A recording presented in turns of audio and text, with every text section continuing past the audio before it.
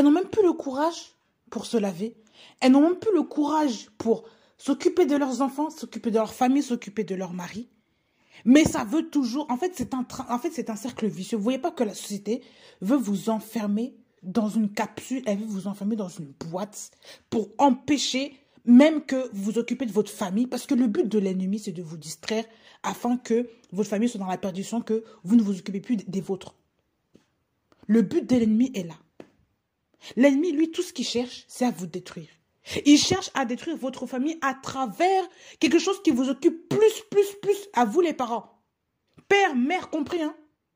Et il va vous dire, mais il faut travailler trop, il faut faire 3, 4 travails.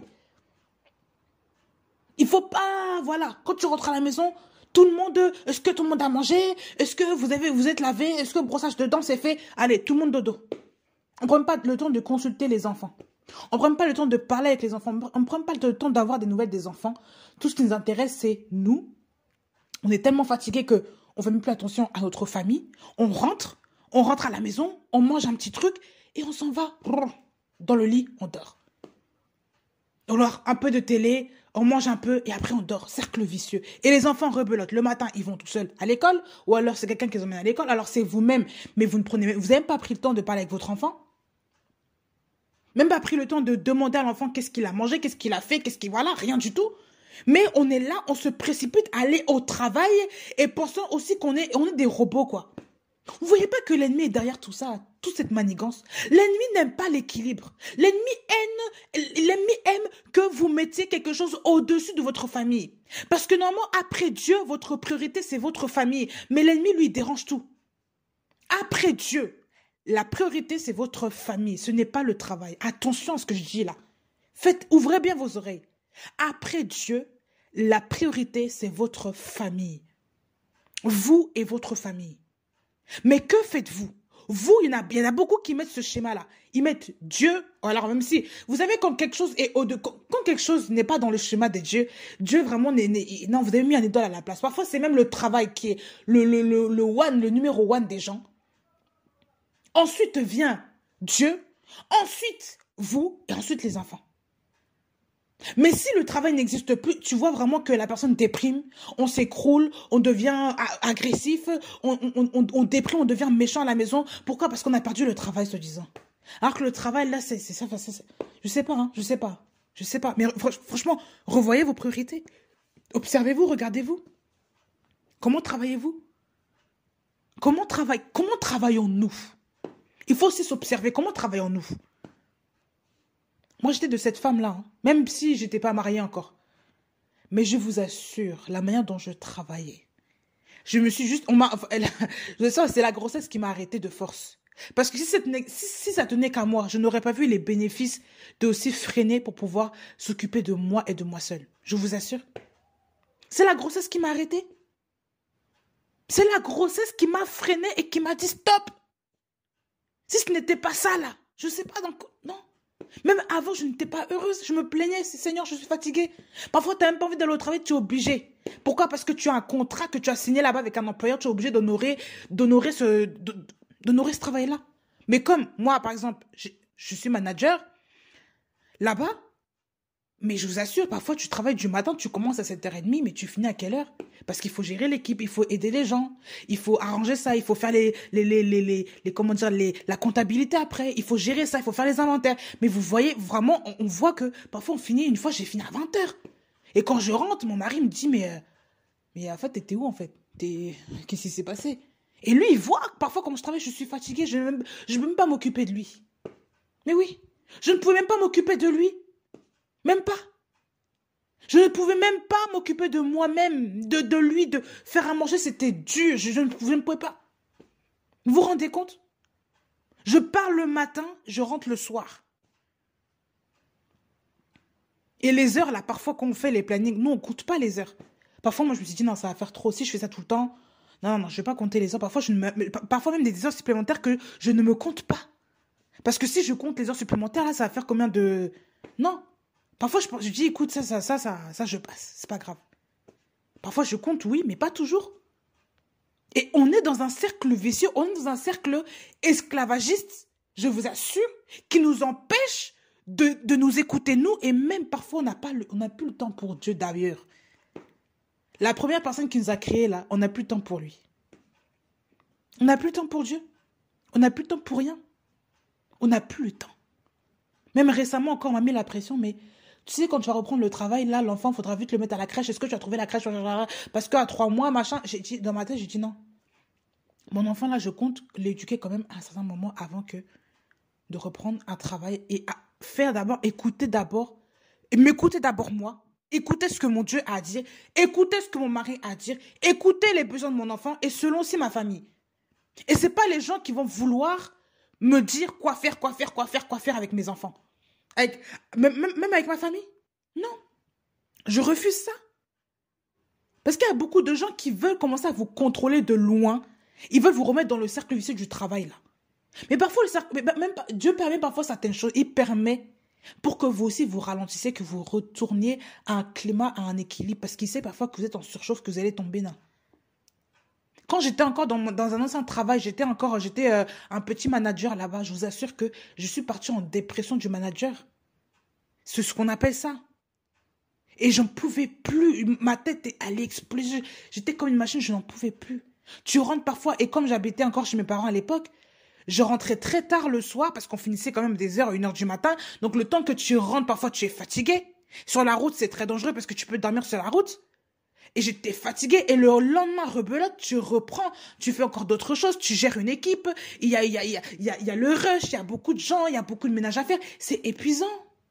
C'est pas tout le monde qui peut tenir comme ça. Et je vous assure que si on tient, ce n'est que par la grâce. Mais parfois, le Seigneur dit stop. Là, il faut s'arrêter. Là, il faut se calmer. En fait, il faut reprendre un équilibre. Parce que souvent, on est tellement dans le travail. On veut tellement remplir à nos obligations même de manager. Si vous êtes des chefs, vous voulez tellement, parce qu'il y a une équipe à tenir, il y a un chiffre à faire, machin. On est tellement dedans qu'on oublie, même pas, manager ou pas. Vous êtes tellement investi dans votre travail aujourd'hui, on vous met même la pression pour que vous fassiez un travail honorable. On vous met la pression surtout que vous n'arrivez même plus à tenir. Et beaucoup de parents croulent sous la pression du travail. Croulent sous la pression du travail, sous le géant travail. Et nous, on pense que c'est normal d'être épuisé, fatigué, de ne plus avoir le temps pour nos enfants, plus avoir le temps pour nous. On pense que c'est normal parce qu'en fait, tout le monde vit comme ça. Mais la Bible dit qu'il ne faut pas qu'on se conforme à ce siècle présent. Le siècle présent qui nous impose des heures vraiment pas possibles, qui nous empêche de nous occuper de nos enfants, qui nous empêche de prier Dieu, qui nous empêche même de lire la Bible là, au point que quand tu rentres dans ton lit, tout ce qui t'intéresse, c'est de fermer les yeux, de dormir. Ça, c'est quel système, ça? Ça, c'est quel système là vraiment, je sais pas qui est bon. Je ne dis pas que le travail est mauvais, mais le travail aujourd'hui, la démesure qu'ils mettent dans le marché du travail, c'est un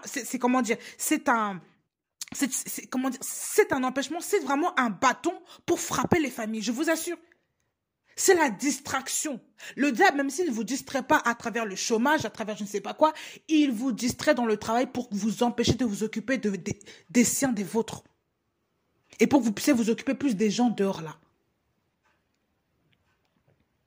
Même parfois, si par exemple le monsieur lui travaille à des heures correctes, vous gagnez bien sa vie, vous la maman, vous n'êtes pas obligé de faire un 35 heures. Pourquoi pas ne faire un 24 heures ou un mi-temps parce que vous avez des enfants. Au lieu de les mettre toujours, les coincer à la garderie, les coincer à la crèche là. Hein? Parfois il faut dire, je peux travailler du matin jusqu'à 14 heures. Et ensuite, fin de l'après-midi, je rentre. J'ai un enfant, en fait. Donc, cet enfant-là, je vais m'en occuper. Je vais rester avec lui. Pourquoi ne pas faire ces choses-là? Comme ça, le matin, même s'il y a un enfant qui est, admettons, à la crèche, qui est, je sais pas, qui est, machin. L'après-midi, vous le récupérez. Vous prenez même du temps pour vous et pour cet enfant-là. Au lieu de le jeter en périscolaire, au lieu de le jeter chez la nourrice, chez la grande sœur, là, machin. Et puis, on ne voit même plus les enfants, là. On ne sait même plus ce qu'ils deviennent. Et au moment où on les voit grandir, c'est là qu'il a dit le mot papa, maman sans toi. Tu ne sais même pas ce que tes enfants deviennent. Pourquoi? Parce que tu ne prends pas le temps de t'en occuper. C'est ça le problème. C'est que beaucoup oublient qu'ils ont des enfants, ils ne pensent qu'à leur carrière, surtout les mamans. Elles ne pensent qu'à ça aujourd'hui. On voit des mères même qui stressent à l'idée de ne pas aller au travail. Mais c'est quoi ça? Aujourd'hui, on a renversé les rôles. Il y a des femmes même qui travaillent plus que les hommes aujourd'hui. Mais je vous assure, Parce qu'on a tellement mis la pression à la femme, on a tellement donné des titres à la femme, on est en train de vouloir, elles sont même parfois en concurrence, elles sont en concurrence avec les hommes, qu'on est obligé maintenant de tout mettre à égal, égal, égal. Donc la femme maintenant doit se sentir, elle veut se sentir à la même part que l'homme. Donc ça veut travailler aussi autant que l'homme. Dieu merci que les enfants aussi, que la grossesse est un principe qui nous fait arrêter, qui nous fait ralentir. Sinon on serait comme des robots. Mais oui, il y a des femmes comme ça qui ont cet esprit-là, toujours devoir concurrencer les hommes, toujours me montrer que moi aussi je suis une femme, moi aussi je peux faire, moi aussi. Mais c'est quoi ça? Vous êtes une femme et alors? Il est où le problème? Et alors? Inégalité de salaire ou pas, moi je m'en fous, je suis une femme et alors? Les hommes ont qu'à faire ce qu'ils veulent, ce n'est pas, ma valeur ne se détermine pas à ce que les hommes disent. Il faut accepter parfois le fait d'être une maman. Il y a des femmes qui refusent le fait d'être une maman parce que le marché du travail leur a imposé que le fait d'être une maman à trop long terme, ça peut être aussi... voilà. Tu es une mère arriérée, tu es une mère qui n'est pas à la hauteur. Tu es une femme qui n'est pas à la hauteur de l'entreprise. Parce qu'elles pensent que leur valeur est par rapport à ce que les hommes disent. À ce que les hommes avec un grand H, hein, pas les hommes masculins. Les hommes en général disent, la société. Et il faut voir dans certaines entreprises comment les employeurs parfois condamnent les femmes enceintes, comment les employeurs parfois font vivre des calvaires aux femmes enceintes. Moi, c'est pas qu'on m'a fait vivre un calvaire, hein. C'est que moi, j'ai demandé à être en 24 heures parce que de base, j'étais en 35 heures. J'ai demandé à passer en 24 heures. Ils ont fait mine, oui, on va faire ça, machin. Mais au bout d'un moment, ça tenait pas. Parce qu'il y avait des heures à combler. Il y avait des gens qui étaient partis. Donc, il fallait combler les heures, mais on ne trouvait personne.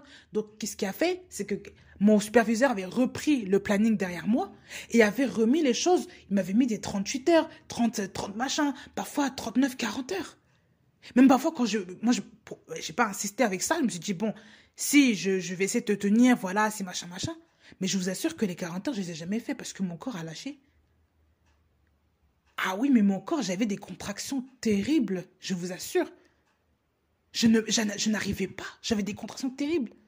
J'étais obligée de me reposer. J'avais des contractions terribles.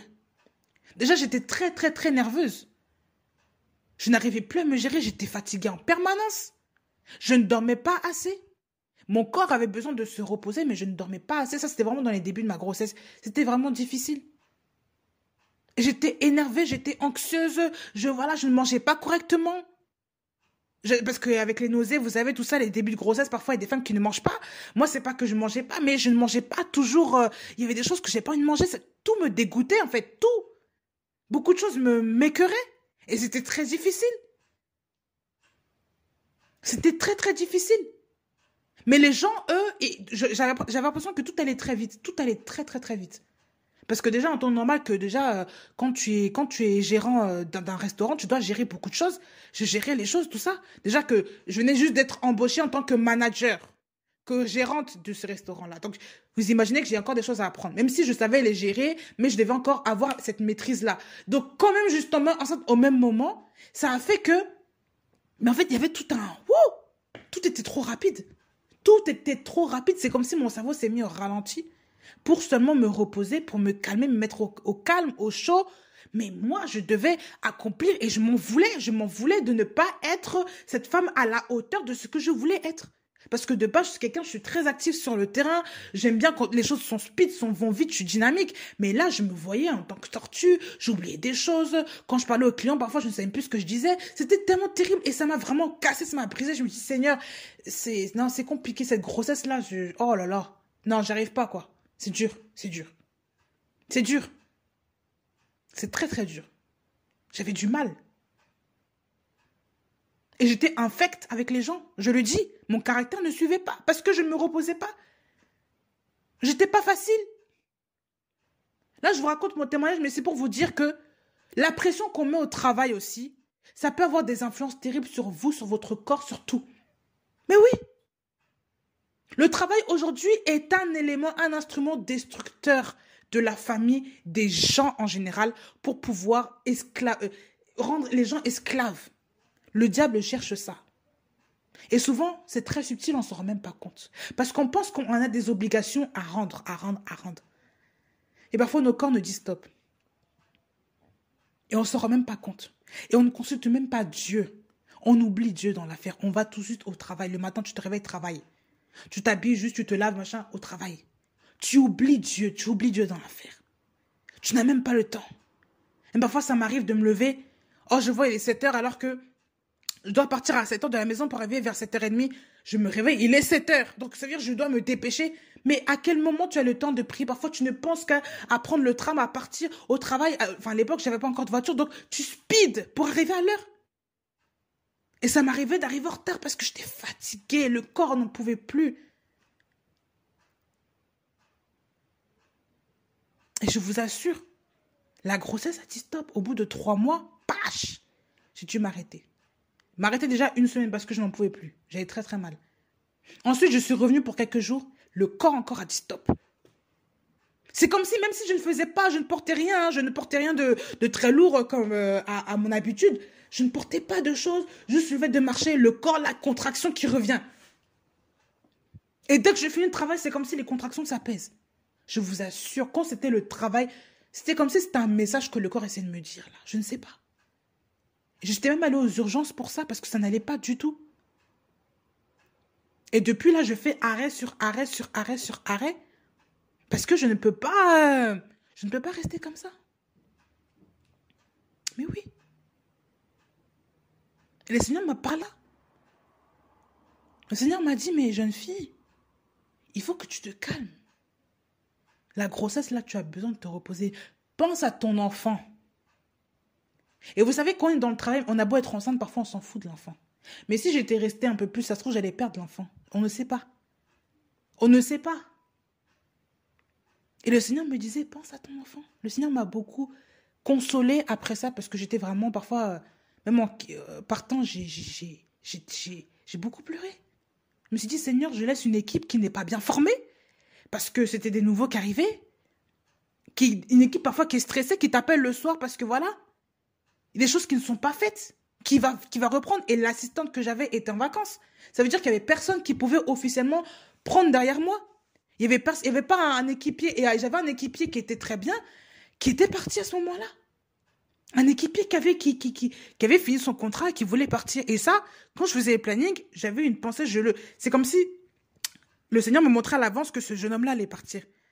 Et peu de temps après, je crois que c'était la journée même ou le lendemain, on me dit que oui, il a donné sa lettre de démission, il part. Et ça m'a abattu. Je me dis, Seigneur, lui seulement sur qui je pouvais compter pour au moins former un petit peu les autres dans ce qu'il sait faire. Là, je suis seule parce que l'autre est en vacances. Là, je suis seule avec des équipiers qui ne savent rien faire. Et j'ai besoin de faire tourner ce restaurant-là. Et j'étais dans le stress. Et je vous assure que je me suis dit, je voulais tout porter en fait. Et quand j'ai vraiment su que je ne pouvais pas, parce que avec la grossesse, c'était les contractions en permanence, je n'arrivais même pas à tenir debout, j'étais toujours recroquevillée, crampée, je n'arrivais pas à tenir. Ça me faisait très très mal, j'avais même peur de perdre mon enfant. Je me suis dit, il faut que je me repose, là je ne peux rien faire. Et je n'ai pas là mon superviseur, j'étais pas bien, j'étais en larmes, mais je me suis dit, non, il faut que je rentre. Il faut que je rentre. Il faut que je me repose. Et par rapport à ça, ma sage-femme m'a dit, mais on s'arrête là en fait. Là, vous ne pouvez plus continuer, c'est pas un travail qui est compatible avec la grossesse. La restauration rapide, c'est très difficile, c'est très épuisant. Il y a des femmes qui peuvent, oui, mais c'est très épuisant. Et dans mon cas, le Seigneur a dit non. Et quand le Seigneur permet certaines choses, c'est parce qu'il sait pourquoi. Parce que même dans ces temps-là, j'avais besoin déjà de me reposer. J'ai dit, Seigneur, j'ai vraiment besoin de me reposer parce que ce travail-là, souvent, j'ai l'impression que c'est un train qui ne s'arrête jamais, un train à grande vitesse qui ne s'arrête jamais. Je ne vois plus rien. Et c'était vraiment ce sentiment-là d'être dans un cercle vicieux. Et moi, dans cette prière-là que j'avais dit, Seigneur, j'ai besoin de me reposer, je suis épuisée. Je ne savais pas que le Seigneur allait permettre des choses comme ça. Je ne dis pas que c'est le Seigneur qui a voulu ça, mais le Seigneur parfois permet qu'il vous arrive une situation pour que vous puissiez apprendre à vous reposer et à retrouver autre chose, à retrouver votre stabilité. Et ça, beaucoup de gens oublient cela. Beaucoup de gens. Je ne dis pas que c'est systématique, que Dieu va le faire avec vous. Mais beaucoup de gens oublient ça. Parce que souvent, quand Dieu voit que le travail peut devenir pour toi une pierre d'achoppement, une occasion pour toi de régresser, il va permettre une situation pour que quelque chose s'arrête. Si c'est une relation, il va permettre est-ce que cette relation-là s'arrête ou qu'il y ait des distances qui s'imposent. Il va permettre, je vous assure. S'il sait que ce que tu as là est une occasion de chute pour toi, il va t'en séparer. Mais il y en a beaucoup qui n'écoutent pas le Seigneur et qui sont dans ce train de vie, mais qui croulent sous la pression, qui croulent sous la dépression et qui ne s'occupent plus de leur famille, ni même d'eux-mêmes. Ils ne savent même plus où est leur tête. Surtout nous les femmes. Nous les femmes qui avons nos menstruations. Déjà, les menstruations, c'est un problème dans beaucoup d'entreprises. Il y a des femmes qui sont indisposées comme ça. Elles ne peuvent pas travailler parce qu'elles les menstruent en fait. Le corps parle. Il faut que c'est un moment où la femme a besoin de se reposer. Elle a un manque de fer, elle a un manque de ça, elle est un peu grincheuse. Il y a un moment où quand même elle doit... Moi je dirais même que les entreprises doivent permettre un jour ou deux dans la semaine, dans le mois, dans chaque mois de femme qui est encore... voilà, pour permettre les menstruations, pour permettre même, ce temps-là. Ce temps-là d'être indisposé. Et ils doivent accepter la femme. Il y a beaucoup de gens qui n'acceptent pas la femme. C'est pour ça que la femme, elle a l'obligation de travailler aujourd'hui.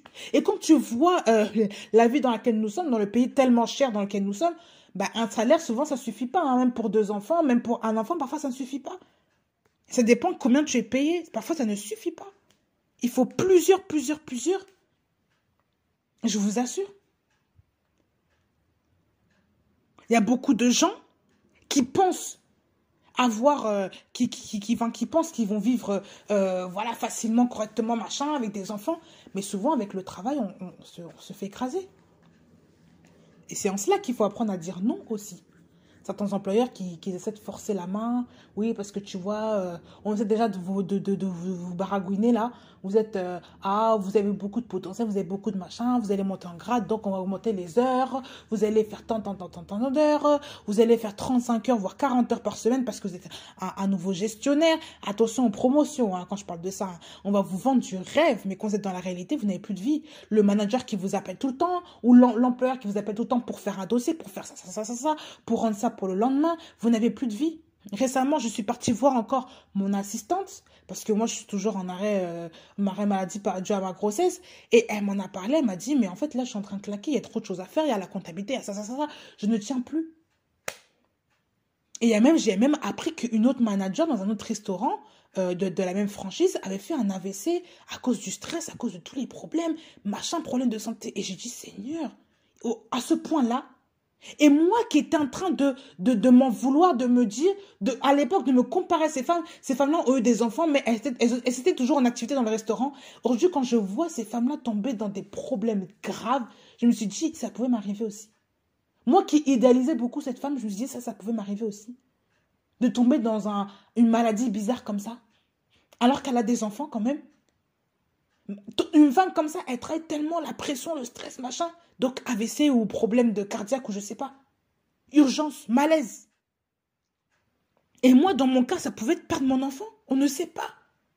On ne sait pas. Le manque de repos, il y a des gens qui travaillent à charge. Mais franchement, c'est pour ça qu'on doit voir l'état du monde devant nos yeux. Parfois, on pense que le fait de travailler, c'est bon, que c'est ce que Dieu veut, mais parfois, Dieu, lui, veut juste que tu te reposes, que tu fasses un peu moins d'heures, juste pour t'occuper de tes enfants. Ou même parfois, il veut que tu cesses ton travail pendant un temps pour t'occuper, de prendre soin de tes enfants. Et ça, c'est très important.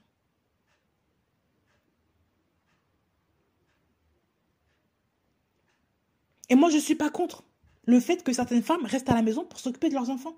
C'est pour ça qu'il ne faut pas commencer à taper la main sur les femmes au foyer, là. Il ne faut pas commencer à taper sur les femmes au foyer. Les femmes au foyer font un travail qui est beaucoup plus excellent et qui est beaucoup plus durable que les femmes dans les entreprises. Je vous assure. Parce que ces femmes-là, elles vont enseigner, elles vont prendre le temps de s'occuper et d'enseigner des grandes personnes qui, plus tard, vont aussi donner leur capital, leur connaissance à d'autres personnes. Leurs enfants, là, vont aussi avoir ces valeurs-là et les divulguer partout. Mais aujourd'hui, dans les entreprises, là, vous divulguez quoi? Si votre entreprise ferme, là, vous servez à quoi? Si votre entreprise tombe en faillite, là, vous servez à rien. On ne vous voit plus. Personne ne va s'occuper de vous. Mais oui. Si on vous licencie tous parce qu'il y a un problème, là, vous servez à quoi? Vous avez divulgué quoi? On va retenir quoi de vous? Il y a des magasins comme ça, on ne se souvient même plus des employés. Pourquoi? Et parce que le magasin a fermé. On s'en fout de l'employé. Mais oui. On va seulement se rappeler que cette entreprise-là n'existe plus. Mais une famille existera toujours, du moins dans le Seigneur, elle existera toujours. Et la femme-là est cette personne-là qui va investir plus durablement dans ses enfants. C'est une enseignante. Donc apprenez à vos enfants. Passez du temps avec vos enfants. Mais enseignez vos enfants, nourrissez vos enfants correctement aussi. Et faites à manger correctement à vos enfants. Mais oui. Faites à manger correctement à vos enfants. Moi, si j'étais encore au travail, je ne sais pas si j'aurais eu le temps de préparer mes layettes, etc. Je ne sais pas si j'aurais pris le temps même de m'occuper dans ma tête mentalement de cet enfant-là. Je ne sais pas. Je ne sais pas si j'aurais pris le soin de faire attention à ma nutrition. Je ne sais pas si j'aurais pris assez de poids pour cet enfant-là. Si je serais en bonne posture pour cet enfant, je ne sais pas.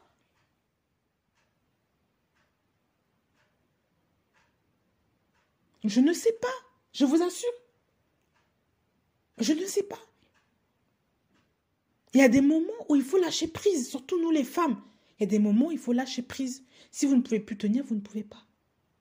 Surtout quand on fait des travaux qui sont très très physiques là. Quand tu ne peux pas, tu ne peux pas. Quand tu as des enfants à la maison, tu as des enfants, c'est pas ta faute. Parfois même des employeurs qui culpabilisent les femmes, soi-disant parce que la femme, soi-disant, elle a un enfant qui est malade, ben, elle va s'occuper, elle a encore laissé parce qu'il y a un enfant qui, voilà. Mais elle a un enfant en fait. Vous voulez tuer l'enfant pour qu'elle reste avec vous? C'est quoi cette histoire-là? Il y a des employeurs même qui culpabilisent les femmes quand elles tombent enceintes à nouveau. Et ça, je le dis, ça c'est terrible. On culpabilise les femmes par rapport à leur absence. Mais c'est quoi ça? Mais il faut arrêter. Mais oui, vous tous qui employez des gens là, ayez d'abord le modèle familial dans la tête pour comprendre qu'il y a des gens qui n'ont pas que ça à faire de toujours travailler toute la journée. C'est pour ça que je déplore même le système qu'ils mettent en place à faire des heures à gogo pour machin remplacer. Je ne suis pas pour ça. Je ne suis pas pour. Il y a des gens aussi qui ont besoin de vivre chez eux, qui ont besoin de rester tranquilles, qui ont besoin d'avoir leur vie familiale. Il faut parfois faire des... comment dire, il faut parfois laisser les gens se reposer.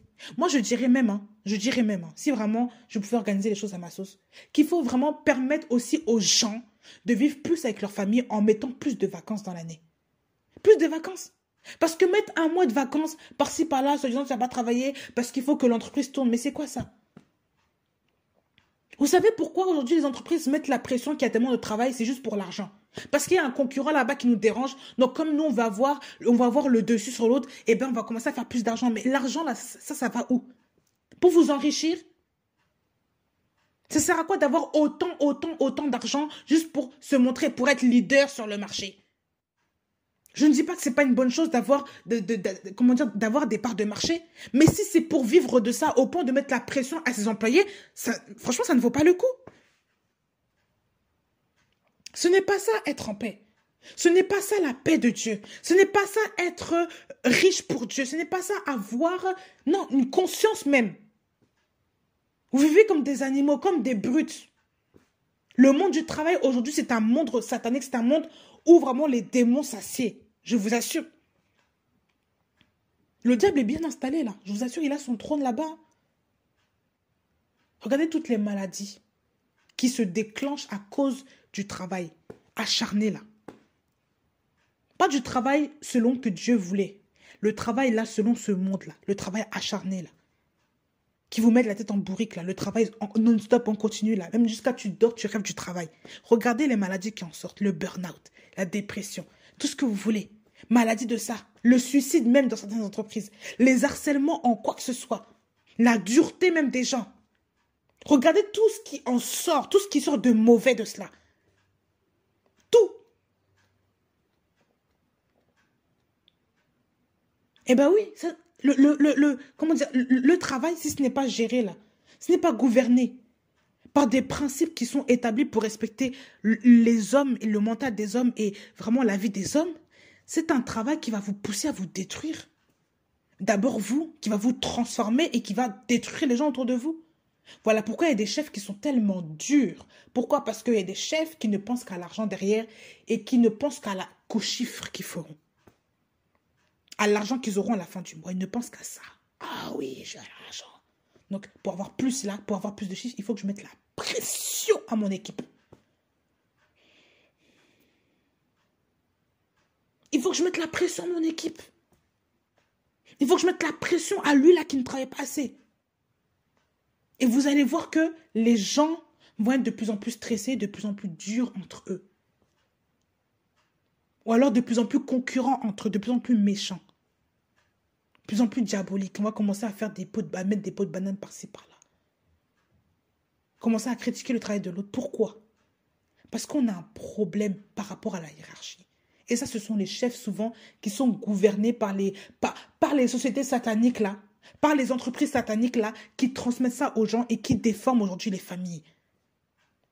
On t'empêche de dormir, on te réveille à n'importe quelle heure pour que tu fasses un dossier. Mais c'est quoi ça? Et vous acceptez ça. Sous prétexte que c'est l'employeur, on doit tout faire. Mais non. Parfois, il faut dire non. Il faut dire non. Parfois, quand tu es fatigué, tu dis non. Moi, il y a un moment donné, quand j'étais encore assistante dans une autre entreprise, l'assistante manager voilà, on m'en avait dit, oui, elle m'avait demandé, la manager, oui, est-ce que tu peux remplacer une personne? Moi, j'ai dit, mais moi, j'ai besoin de me reposer, en fait. J'ai fait trop d'heures sup, je suis fatiguée, j'ai besoin de rentrer et d'avoir mon week-end. Je ne peux pas toujours faire mes week-ends comme ça. Non, non, c'est pas possible. Même si j'ai demandé plus d'heures, là, j'ai besoin de me reposer. Elle a tourné en rond, elle est partie demander au superviseur. Donc le superviseur qui m'a aussi demandé, parce qu'elle pensait que j'allais dire oui au superviseur, je dis non, la même chose, j'ai besoin de me reposer. Parce que je savais que ça venait d'elle.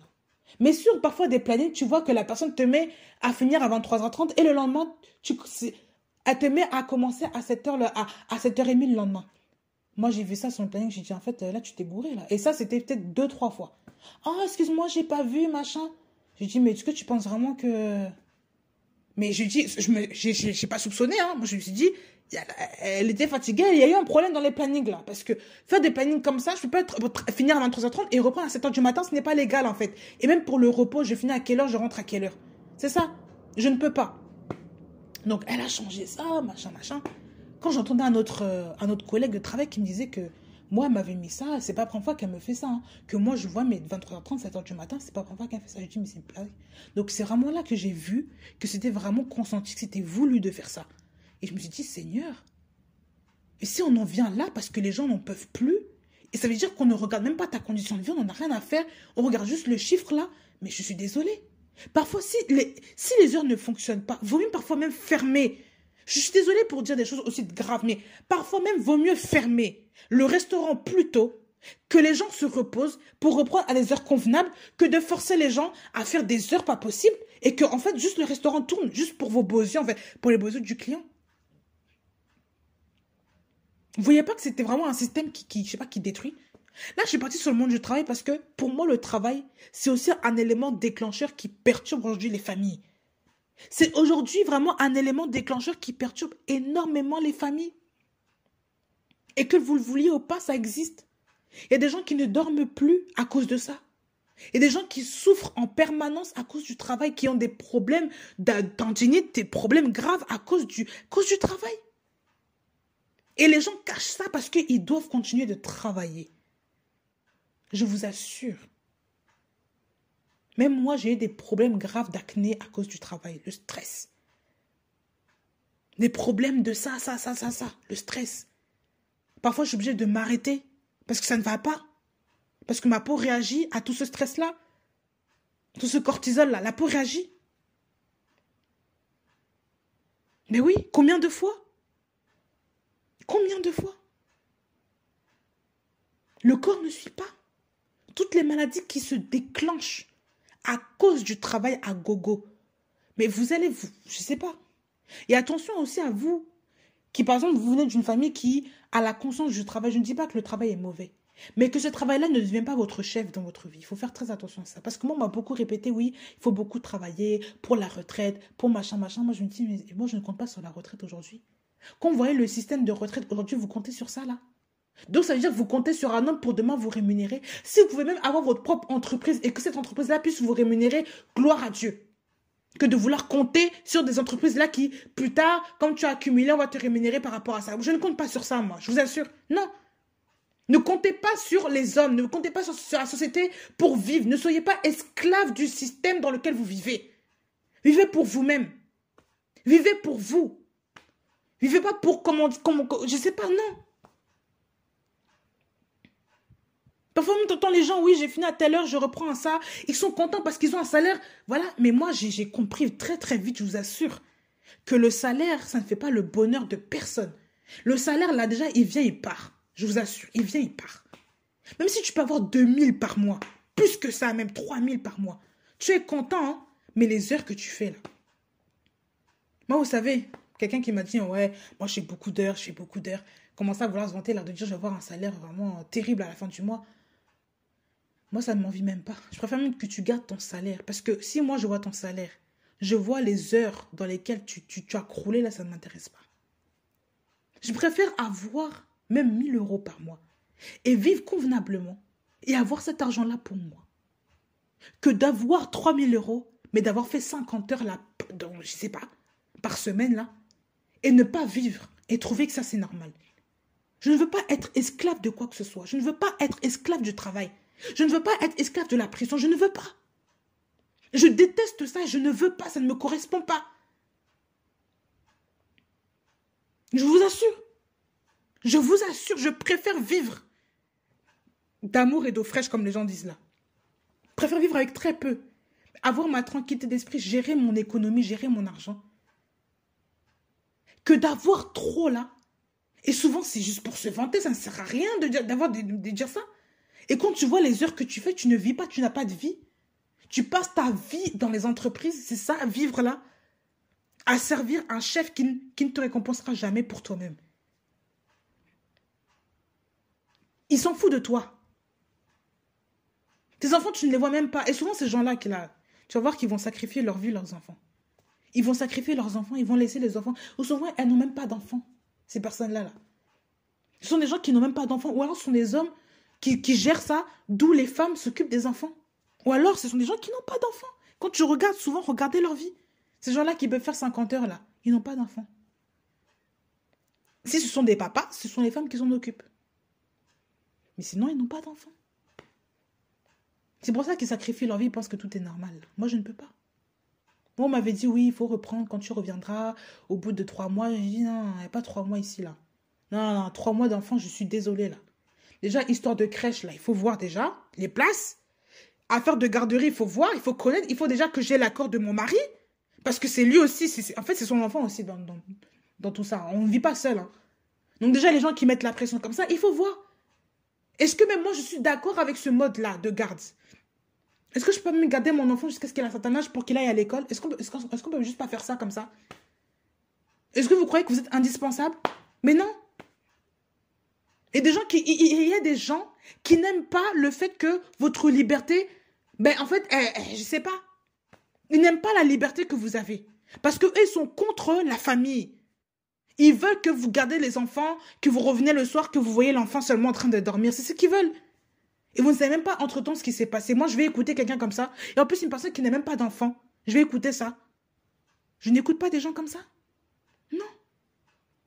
La plupart des gens là qui sont dans les entreprises là, souvent même parfois, ils ne peuvent pas travailler 35 heures. Parfois, ils font mi-temps. Ils font mi-temps. Ou parfois, il y a des jours, ils ne travaillent pas. Parce qu'il y a des jours où les enfants sont à la maison. Regardez leur vie. Il y a des gens qui ne travaillent pas, qui vont commencer à vouloir vous dire comment faire là. Ou qui n'ont même pas d'enfants. Non. Il faut refuser ça. Vous les mères, vous avez un rôle dans la gestion aussi de votre famille. Vous avez un rôle aussi pour refuser certaines propositions qu'on vous fait. Si vous voyez qu'une proposition de travail est trop alléchante, elle est très bien. Vous gagnez très très bien. Mais si vous voyez qu'après, les enfants, la famille, ça ne suit pas, parfois il faut savoir dire non. Je dis la vérité. Il faut savoir dire non. Non pas pour vous rabaisser, non pas pour vous, voilà. Mais parfois, si vous sentez que ce n'est pas bon pour votre famille, que vous allez commencer à être une femme qui allait être hors du foyer, à chaque fois, on ne vous voit pas à la maison, il faut refuser. Surtout quand vous avez des petits enfants, des bambins là. Des petits bébés là qui grandissent sous vos yeux, à vue d'œil. Vous voulez laisser vos enfants pour vous occuper d'une entreprise, juste pour avoir plus d'argent. Juste le monde. Vous voyez pas le monde qui est en train de vous déformer l'esprit là? On est en train de vous faire comprendre que le travail vaut mieux que la famille. Et vous fléchissez par rapport à ça. Il faut parfois refuser les pactes comme ça, les propositions alléchantes. Il faut dire non.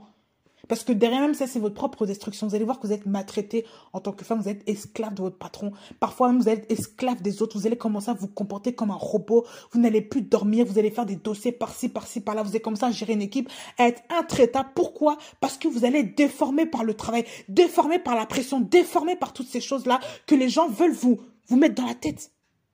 Et vous voulez grandir comme ça, vous voulez avancer comme ça. Vous ne savez pas que vous êtes en train de sombrer pour beaucoup. Vous vous occupez même plus de vos familles. Voilà pourquoi aussi les fast-food arrivent dans les familles. Il n'y a que du fast-food parce que les gens ne font plus à manger. On achète par-ci, par-là.